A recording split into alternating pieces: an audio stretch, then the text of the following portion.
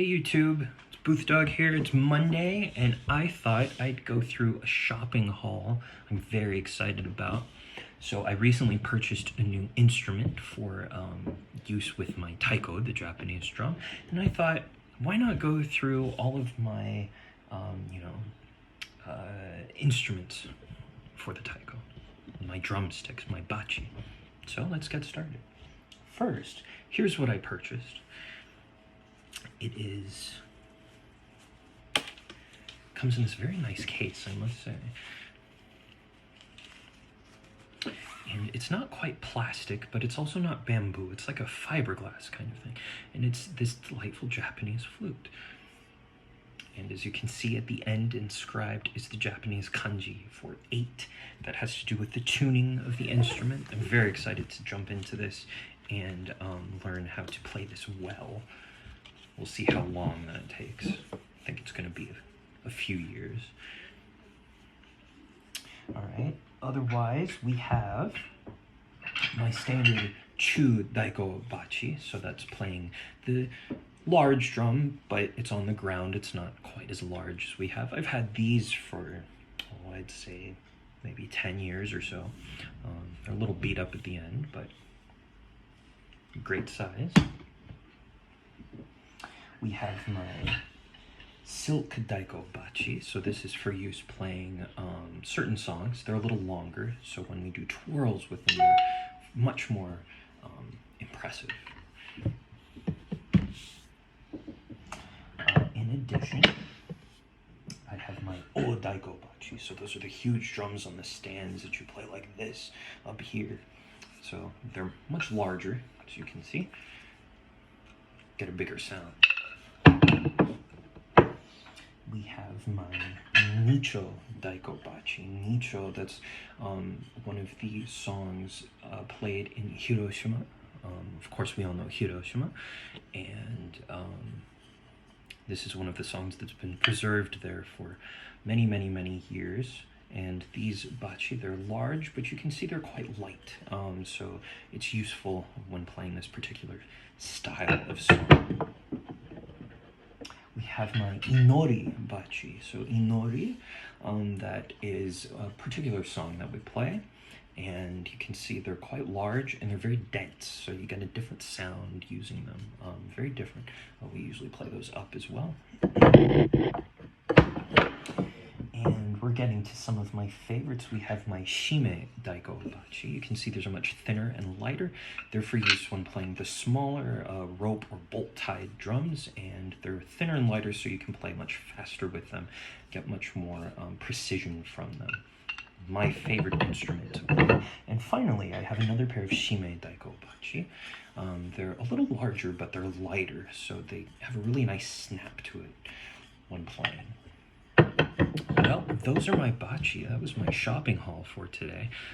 Let me know what you guys think about any of this, and we'll turn it over to Mr. Boothman for today's lesson. All right, good morning. So I'm about to share an incredible amount of information with you that will be important for the rest of the semester. So pause this as you need to, make reminders for yourself, add stuff to your calendar as I talk about it. In fact, you should even take notes on just all of this information, and definitely be prepared to come back to this PowerPoint and this video as you need to. There's a lot of information that I need to convey to you. Please join our Google Meet later with any questions you have about anything I'm about to say. Okay, let's get started. Let's start with retakes and corrections. Okay, many of you have asked me about this, so yes, this is the best solution I could come up with given our current situation. For problem set corrections, instead of submitting corrections for problem sets 4 and or 5, I will instead offer an optional problem set 6. So this will be posted today along with this video. You may complete and submit this problem set. I'll share a Google form where you can submit this today as well. This will be graded as usual, so you'll get points based on what you get correct. But instead of being a separate grade in the gradebook, any points you earn on this optional problem set will be added to first your problem set 5, and then your problem set 4 if you have that many points to add.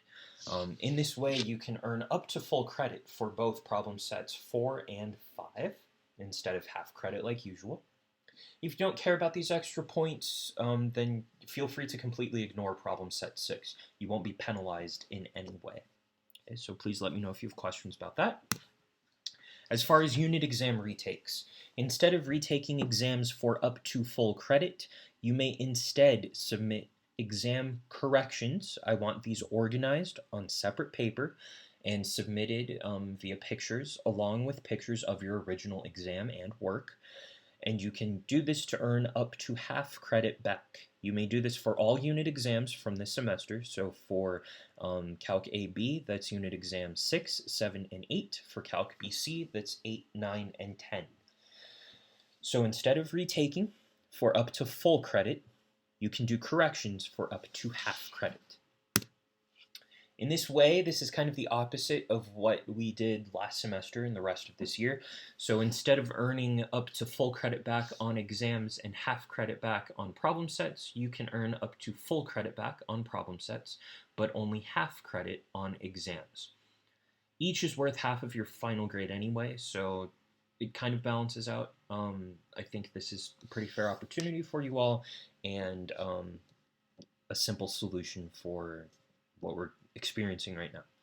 If you feel that you need extra tutoring one-on-one, or there's a small group of you, you need some help for these corrections, for this problem set, just tutoring in general, feel free to email me. We'll set up a time to schedule a Google Meet. All retakes and corrections for the semester must be submitted by the end of the day on Friday, May 8th, 2020. So that gives you 5 weeks to take care of any of this. Again, Friday, May 8th, 2020, end of the day, 11:59 p.m. Okay? Now, in addition to fixing these old grades, let's talk about the remaining grades that will be entered into the gradebook in the remainder of this semester. Throughout the next month, we're going to spend our class time reviewing for the AP exam, in addition to your final, and I'll have much more to say about your final in a bit. So nearly each day, you'll be asked to complete an assigned free response question, an FRQ, for homework, and upload pictures of this work as your exit ticket or your attendance for each day. These will sometimes be graded and sometimes not, just like problems of the day back in the classroom. So do them each day. Sometimes I'll put them in as a grade, sometimes I won't. Okay? So these will be added to your grade. The day after you complete each FRQ, I'm going to go through my thought process when I was solving the problem, in addition to the correct answer, and how AP would have scored this FRQ. That will be the next day's video lesson. All AP FRQs fall into one of several main types, and we generally approach each of those types of problems in the same way. So learning how to recognize what kind of problem you're dealing with, as well as understanding how you would approach this problem and how to start solving it, is going to be key to your success, both on the AP exam and your final. So as we go through this, I'm assigning one final review unit tracker. This will be due at the end of the course, so as we're going through these each day, each section of this unit tracker is for each type of FRQ. So in each section, as I explain my thought process, how I'm approaching the problem, you should be adding and organizing these tips and tricks that you learn, and then submit this completed unit tracker also by the end of the day on May 8th, 2020. So you have additional problems of the day and this last unit tracker. 2 other grades will also be included. First, your final exam study guide. So just like last semester, I assigned a midterm study guide. It's going to be the exact same kind of assignment here. So I want this study guide to cover all the content we've learned from the entire year. So I've posted the rubric and everything that's expected. It will work exactly like before, so please read through that rubric. Let me know if you have any questions about it. Now, ideally, you still saved that old study guide from last semester. So if you still have that, then feel free to just add to it with this semester's content and then submit the whole thing again. If you don't have that old study guide, you decided to throw it away despite me telling you to save it, then I guess you'll be starting from scratch once again and remaking that study guide from all of last semester in addition to this semester. Should have listened to me. This, like everything else, will be due by the end of the day on Friday, May 8th, 2020 by 11:59 p.m. So, 3 things. Extra problems of the day, you have your final review unit tracker, and now this final exam study guide. All of this will be due at the same time by the end of the day on Friday, May 8th. That gives you 5 weeks for all of this. Feel free to get started now. As far as your final, in lieu of a traditional final exam this year, you will instead complete a final project. So here's what this project looks like. You will individually, on your own, each create a mini AP exam. The exam must include 4 AP-style multiple-choice questions and 2 AP-style FRQs. These questions must be new, which means they are written by you. I do have the ability to check and see if these are just copied from old AP exams. Now, of course, you can use old AP questions to get the idea for the types of questions, the formatting of the questions, but you shouldn't just take the whole question, copy and paste it, and change the numbers. That's not what I'm looking for here.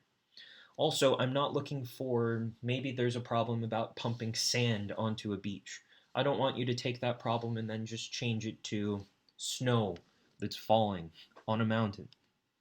Okay, make your own problems. Be creative.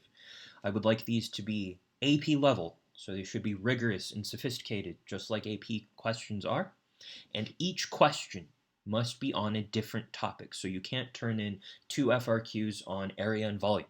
Okay, you can't do 3 multiple choice questions on accumulation of change. In addition, as I just said, the originality for each problem's content will be assessed. Okay, so don't just copy an AP problem verbatim and change the numbers. Okay, be creative with these situations. Honestly, I want you to have fun with this. Okay, I want a wild context for each problem and some truly creative writing here. For the multiple choice questions, you will explain why the incorrect choices are incorrect. Okay, and let me explain where you're going to explain that in just a second. One FRQ should be a calculator question. The other should be a no calculator question. I apologize for that typo there. Each FRQ should have at least 3 parts, so an A, B, and a C. I don't just want an A. A, B, and C. Finally, and I thought I typed this up there with the questions required, you are going to submit this exam, so a blank copy of the exam. You're going to submit your answer key for the exam, and you are going to submit a video. So either recording yourself or just, a voiceover on Google Slides or something, or a PowerPoint like I'm doing here, explaining your work. This video should be organized, it should be clear and coherent. Your answers should obviously be correct. And those are the 3 things you're submitting here. Blank copy of the exam, an answer key for the exam, and then a video of you going through the answer key. This video or presentation must be between 8 and 15 minutes in length, no more and no less. I don't want to sit through an hour-long video. And this entire project will be worth 10% of your semester grade. This also will be due by 11:59 p.m. on Friday, May 8th, 2020. So, all of this information, along with the rubric I will be using to grade this, has been posted. Feel free to get started on it now, but I do encourage you to work through this and add to it in the coming weeks as we go through more FRQs and you get more familiar with these types of problems. Okay, I don't expect you to be able to do this right now and turn in something that's amazing. We have a month, so take that time, be creative, and work through it. If you have any questions about this final project, please reach out to me. Join our Google Meet, email me. Just I know I'm throwing a lot of information at you, okay? And I'm about to throw even more information at you because I'm now going to talk about what the AP exam for this year is going to look like. So if you need to take a pause, go back, take some notes on all those assignments. Right now, I want to talk about the AP exam, which many of you have signed up to take. Both the AP Calculus AB and the AP Calculus BC exams will be held on Tuesday, May 12th, 2020 at 11 a.m. sharp. Both exams consist of 2 FRQs. One FRQ, the first, is 25 minutes long and 60% of your exam score, while the other is 15 minutes long and 40% of your exam score. So, at 11 a.m., you'll be required to log in a little earlier than that. So you'll log in a little early, get set up. At 11 a.m., you'll have access to the first free response question. You will have 25 minutes to read and respond to that FRQ. After those 25 minutes, you'll have an extra 5 minutes to upload or submit your response. Then you'll have access to the second FRQ, 15 minutes to read and respond to that, then 5 minutes to submit. Each FRQ will cover 2 or more units from the year. And I'll talk about exactly what units are up for grabs in a couple slides. You will take this exam on a computer, phone, or tablet with the option to either type your responses or handwrite and upload a picture. You must access and submit your exam from the same device. So, for example, you decide to access your device on your phone, then you must submit your responses on your phone. You can't pull up the questions on your Chromebook and then upload pictures from your phone. You have to do it all on one device. And they're telling us that we will have some time to practice with that prior to this actual exam. Some important details here. Colleges should still honor your score despite the different circumstances. BC, remember that there is no AB sub-score this year, so you will only receive a score for the BC content. This entire exam will be open note, and you may use a calculator. I'm going to talk more about that in a second. However, you must work individually. The College Board says they have ways to detect whether you're copying answers from somebody, whether that's another person, you're plagiarizing somebody, or you're just copying an answer that's available online. If they catch you, they will not only cancel your AP scores for the year, you will be prohibited from taking any future College Board exams, and they will notify both the school, me, the district administration, and any colleges to which you have sent SAT or AP scores in the past. That's a big deal. If they catch you plagiarizing, if they catch you helping each other and cheating, every single school that you have applied to, sent these scores to, will know. At the college level, academic dishonesty is not a light thing. Okay, I'm sure I don't talk about it very much because in math, it doesn't happen quite as often as a class like English. But colleges don't mess around with this. You're kicked out if they catch you cheating. They don't stand for that. So this is a big deal. Use this as a reality check. You're not cheating here. You have plenty of resources at your disposal. You don't need each other as well. As I said, you will be allowed to have a calculator, but it will not be required. So there won't be integrals that are so difficult you need a calculator to evaluate them. Okay, you might want a calculator just for basic operations. Okay, you'll have just a calculator on your phone or whatever. Pull that up. Anything beyond that, though, will need to be done by hand. You will need to justify things as we have explained before. Let's talk about the content that will be covered or potentially covered on this exam. For Calc AB, as I've said before, that is units 1 through 7, not unit 8. So don't worry about area between curves, volume of solids of revolution, or accumulation of change. But anything else you could potentially see on an FRQ. For Calc BC, You could be assessed on anything from units 1 through 8 and selected concepts from unit 10, not anything from unit 9. So don't worry about parametric, polar, and vector calculus.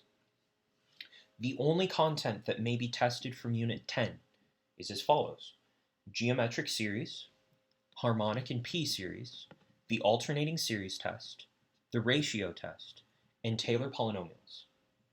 So you don't need to worry about anything else. Now, it's not explicitly stated here whether they're including approximation error. I would have some general idea how to do that just in case you needed it for our last unit exam anyway. But there's a pretty good chance that that's not on there, but I am not 100% certain. Okay. But those 5 topics are what will be assessed. All right, let's talk about some exam scoring tips here that I picked up from some meetings that I've attended on AP scoring. As I've said throughout the year, simplifying your answer is not required, but if you do choose to simplify your answer, it must be correct or you will lose points. So examples of this: trig, feel free to leave it as the sine of pi over 2. Okay. You're writing a tangent line, feel free to leave it in y equals f of a plus f prime of a times x minus a. Don't distribute and then combine like terms. Okay. I strongly encourage you to leave answers unsimplified. You're worried about time. You don't need to simplify. That's not a point that you're going to earn. Okay. It is, however, a point that you could potentially lose if you do it incorrectly. Acronyms are acceptable as long as the grader understands what they mean. For example, if you're talking about the mean value theorem and you abbreviate that as MVT, most graders know what that means, but it's not a guarantee. And if they don't know what that means, then they are allowed to mark you wrong. Just keep that in mind when you're using any acronym or abbreviation, okay, like FTC, POI for point of inflection, things like that. If I were you, I would just write them out. Use of any theorem must be qualified. So, mean value theorem, you're not allowed to just say by the mean value theorem. You need to show that you're allowed to use the mean value theorem. As we've said before, when providing answers, round or truncate to 3 decimal places. I imagine that you won't need to deal with this for this year since no question will require a calculator, but just in case. Remember that a grader can read backwards but not forward. So, you do a bunch of work in the first section, and you use that work to provide your answer for part B and then part C. That is fine.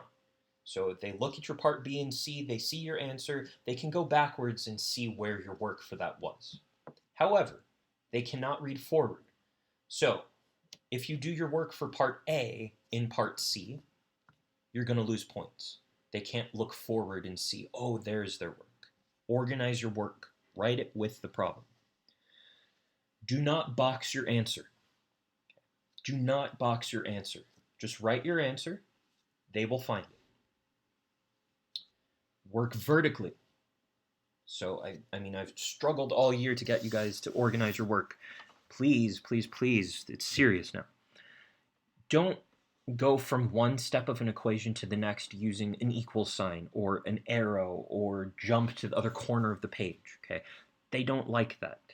And they're not going to give you full points for your organization here. Work vertically, meaning write one step of your equation, and then on the next line, write the next step of your equation, and so on. All right, some scoring minutiae here, some nitpicky things that they will be looking for, they can mark you wrong for. There's a difference between writing a sign change and changes sign from positive to negative or from negative to positive. We've been through this before. It is not enough to just say there is a local max because the sign changes. You have to say how it's changing. And a sign chart is not enough to say that. There's a difference between you writing v prime of t and a of t. Yes, I know that the derivative of velocity is acceleration, but they don't know that you know that. You have to prove yourself. So, you have to connect. Yes, acceleration equals v prime of t, which equals this. You can't just write a of t equals. Include any time intervals, especially when you're talking about those particle motion problems, things like that. Include the time from t equals 0 to t equals 5, this happens. Okay? Don't just write your answer that this happens. Tell them when it's happening. And finally, parentheses. For many of you, I've spent 2 years hitting you over the head with my parentheses sign. Please don't forget this now. Parentheses matter. They will take points off. That was a lot of information. Okay. We will go back through this in the future. Your exit ticket today will ask you to answer some questions about these due dates and all of this information just to make sure that you've looked at it. Let's summarize. As far as assignments for you, you have this optional problem set 6 instead of problem set corrections, and you can complete unit exam corrections for half credit back instead of retaking exams. Problems of the day will continue. You will have a review unit tracker and a final exam study guide. In addition to, instead of an EOCA, this final project, this creating your own exam and video for it. All of this, deadline for all of this, will be due by 11:59 p.m. on Friday, May 8th, 2020. That's 5 weeks from now. Finally, the AP exam format is a little different this year, but we're going to prepare you for it. We're going to keep in mind all of these little scoring rules, and I do hope you use this to your benefit. It's not going to be an easier exam, but maybe you'll get lucky and it's 2 problems that you're really prepared for. Okay, so let's make sure that we get there. Again, that exit ticket will be due by midnight tonight. Feel free to watch this video and refer to this PowerPoint as you're answering those questions. And I want to leave you with a bit of motivation here. If you genuinely want to succeed on the AP exam and in this class for the rest of the year, and I mean this sincerely, then you're going to spend the next month working hard. Yes, we're done with new content, but we're not done with the class. We're going to practice looking at the types of questions on the exam. Okay, we're actually really going to skip multiple choice since you won't need to worry about that, focusing mostly on FRQs. We're going to use a variety of tools to organize our thoughts and to help us study. But ultimately, both in class, so with me, and on your own time, finishing up these final projects, you need to push yourself and persevere through some tough problems. Every single one of you will struggle with FRQs at first. You have, when I've presented them to you throughout the year, you've struggled on the AP Classroom multiple choice questions. They're hard questions, just the way that they're phrased, the way that they're constructed. But I promise you that as you do more of them, you'll get better. Truly. It just takes practice, like any other skill. So if you are ready to put in that effort and to do that practice, then I will make you as successful as I possibly can on this exam and for your final grade. Let's get to work. All right, thanks, Mr. Boothman. Thanks, all of you, and I'll see you guys tomorrow.